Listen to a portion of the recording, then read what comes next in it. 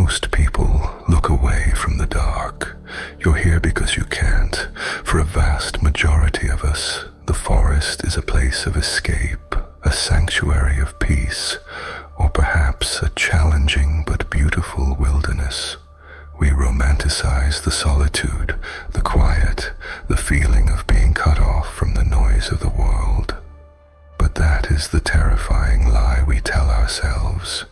Because in the deepest parts of the woods, where cell service dies and the moonlight barely cuts through the canopy, you are not alone. You are merely unattended. Tonight, we delve into 3 terrifying encounters that shatter the illusion of solitude. These are not campfire stories. They are documented events caught on camera. Stories of things that watched, things that laughed, and things that knocked. They follow the essential truths of every great nightmare. A descent into isolation, the rise of an unknown threat, and a lasting mystery that leaves you begging the same question: what exactly was out there? From a lone truck camper in Oregon cornered by a persistent shadow, to a van lifer targeted 3 times in one horrifying night, to a neighborhood terrorized by the impossible sound of pure, eerie laughter. Some mysteries are never meant to be solved, but here we dig them up. The date was April 2020. The subject, a young man named Noah. Like many adventurers, Noah was seeking out the freedom of truck camping in the remote forests of Sun River, Oregon. He drove deep, intentionally parking his truck rig in a spot he knew was invisible from the main road. Utter isolation, the perfect night's sleep, but absolute silence is always a precursor to terror. By 1 a.m., the quiet was shattered. Noah was jolted awake by a sound he couldn't place, followed by a realization that turned his blood to ice. Footprints, slow, deliberate, and undeniably human, walking circles around his truck in the pitch black night. Noah grabbed his GoPro and began filming, his voice a strained whisper, desperate to log what was happening, yet terrified of making a sound. The footsteps continued for 20 agonizing minutes, close enough for him to hear the soft thud of each bootfall. This wasn't a lost hiker, this was a reconnaissance. The figure knew Noah was there. The intimidation escalated. The footsteps stopped directly beside the cab. Then came the violation, the sound of a hand dragging along the metal of his truck. This was no longer passive stalking. This was a direct confrontation. Noah was now trapped in his 4x4 prison. Then the terror reached its emotional peak, knocking on the canopy, on the back doors. But the most chilling moment came when the figure, who was completely without a light source in the middle of a dense, dark forest, peered right through the back window, their face pressed against the glass. I'm currently sleeping in the back of my truck right now. I don't even know what time it is. And there's someone walking around my truck right now. If you can hear that, it's pretty loud. He's been walking around for like 20 minutes already. I don't really know what to do. I'm a little freaked out right now, and it's like pitch black outside, and like this doesn't make any sense because I parked somewhere where you can see no one was on that road. Wait, he's touching my truck. How am I supposed to get him away? He's literally knocking. He's literally knocking on my truck. The canopy, the back door's locked. I've never been so scared before ever. I don't think he knows that there's anyone in here.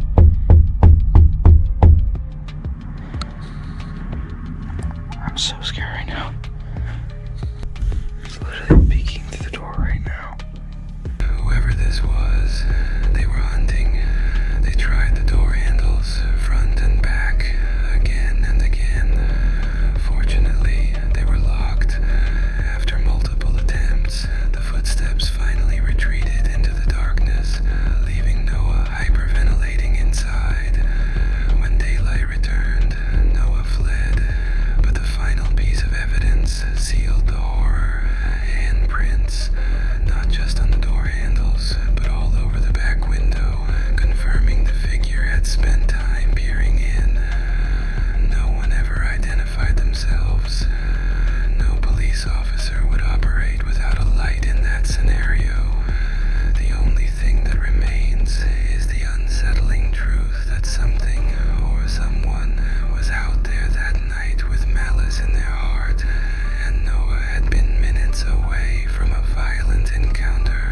Handprints there, a lot of scratches, stuff like that. Dragging his finger on my side of my truck. Well, looks like to be trying to get inside my truck. That's really all I could tell from when he was walking around. More handprints trying to get in my truck. At least the back canopy was locked, but yeah, that was the result. So the sheer fact that this person went to such lengths only to disappear into the woods leaves the question dangling in the cold, clear air of the Oregon forest. Who, what, and why did they want inside that truck? If a human predator is a terrifying thought, imagine a threat that is not bound by biology or known law. A threat that is only a sound. In February 2013, residents of a quiet neighborhood in northern Oregon began to file reports of strange loud noises emanating from the nearby forest. What was the sound? It was described as what could only be called eerie laughter. It wasn't the sound of an animal distress call. It wasn't a person fooling around. It was a high-pitched, echoing shriek that carried for miles, an auditory assault on the neighborhood's peace. One resident was brave enough to go outside and film the phenomenon. What they captured is chilling.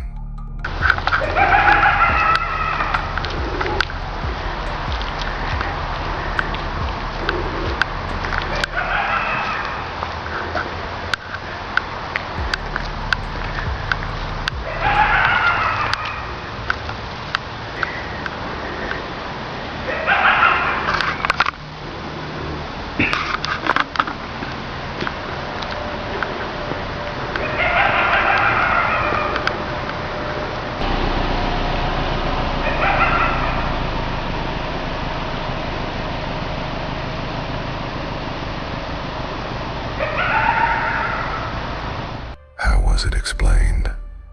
Immediately, the theories poured in. The most common suggestion points to two common forest animals, foxes or coyotes, but experts and locals alike quickly dismissed this. Coyotes have a recognizable, more canine-like shriek. This sound was far too loud, too complex, and too unnervingly human-adjacent to be a common animal. The way it reverberated and seemed to mock the silence defied easy classification. Who or why was this sound being made? This is where the mystery solidifies. If it's not an animal, what force is capable of producing such an extreme, unsettling auditory output in the deep woods? Is it a rare atmospheric distortion, some undiscovered nocturnal creature? Or something far more sinister, a person using sophisticated means to simply terrorize the neighborhood? The complete lack of a conventional explanation for the source and the sheer psychological impact of what sounds like an impossible demonic mockery of joy makes this case one of the most disturbing sonic signatures ever recorded in the wilderness. The laughter stopped, but the memory remains, hanging in the quiet air of those Oregon woods. If Noah's encounter was a one-act horror play, Isa's experience was an entire trilogy of terror. Isa is a van lifer documenting her journeys across North America. Her life is built on the freedom of the road and the solitude of finding a quiet place to park for the night. But in February 2022, in an isolated spot, that solitude became a cage. Isa was sleeping when she was woken up at 4:30 a.m. by the most violating sound an isolated person can hear. A knock, not a polite rap, but a heavy thud right next to her ear. She was frozen with fear. Who would be out here? Why? She managed a confused, quiet, "Hello?" No response. 15 minutes of agonizing silence passed.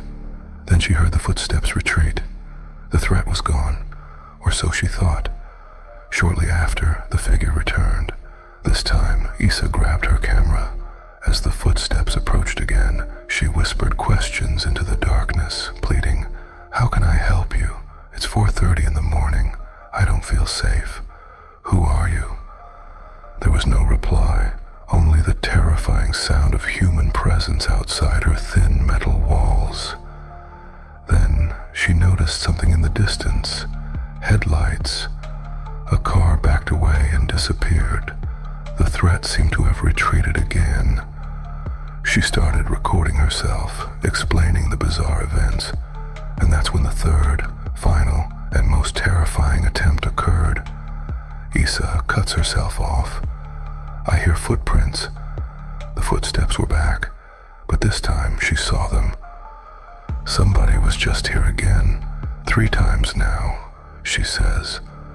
The person was walking on foot, and she watched as they hid behind a nearby tree before going back to the same retreating car. 3 visits in one night. The final, most aggressive visit, where they were seen lurking and hiding, solidified the motive was not a simple theft.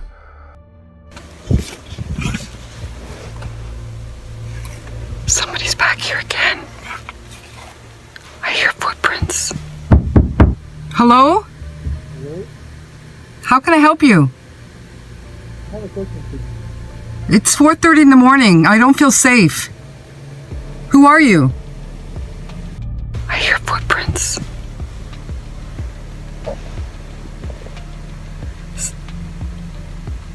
Hear that? Yeah, somebody was just here again 3 times now. The 3rd time I looked out, they were walking on foot. I seen them walking and they hid behind the tree there. And then they went to a car, the same car that was here earlier. Well, that was back, and then it backed away and left again. 3 times in one night. This time, they didn't knock though. They were just walking around. I could hear them walking around the van. When morning finally came, Isa found her van surrounded by a perimeter of fresh, deliberate footprints. So I come out this morning and you can see footprints. Look at this one. This is mine. I'll show you. There's mine. See? They were actually... There's some more. Look at that. They came here. They were standing here, as you can see. The consensus online suggested the figure was trying to steal valuables, but as Isa herself and her viewers concluded, why return not once, but twice and a 3rd time after hearing a voice inside the van, proving someone was home? It's likely the man had far worse intentions. It was a predator testing its prey, a threat that saw a vulnerable target and refused to leave, proving that deep in the woods, isolation is not freedom, it is an invitation. The forests of Oregon and the back roads of North America, they share a common terrifying thread.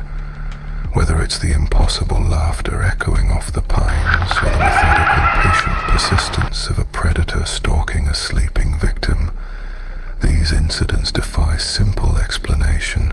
The human-on-human encounters, Noah and Isa's stories, are separated by years and hundreds of miles, yet they share the same grim blueprint, the same time of night, the same persistent attempts to gain entry, and the same chilling retreat into the darkness, leaving behind only the cold proof of their existence in handprints and footprints.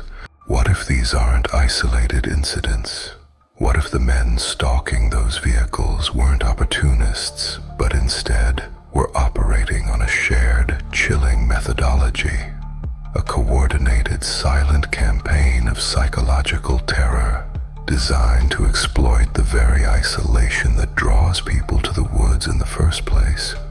We look for coyotes, for wind, for simple thieves. But what if the scariest stories weren't stories at all? The woods woods hold their secrets tight. And sometimes when you look into the dark looks back. If you dare to face the things that hide beyond the light, make sure you don't miss our next descent into the unknown. We dig up the mysteries others abandon, and you're here because you can't look away. Click the subscribe button right now and ring that notification bell so you don't miss the next chapter of unsettling secrets. Let me know in the comments below, which of these 3 terrifying encounters shook you to your core, and what do you think that impossible laughter truly was? Stay safe out there, and we'll see you when the sun goes down.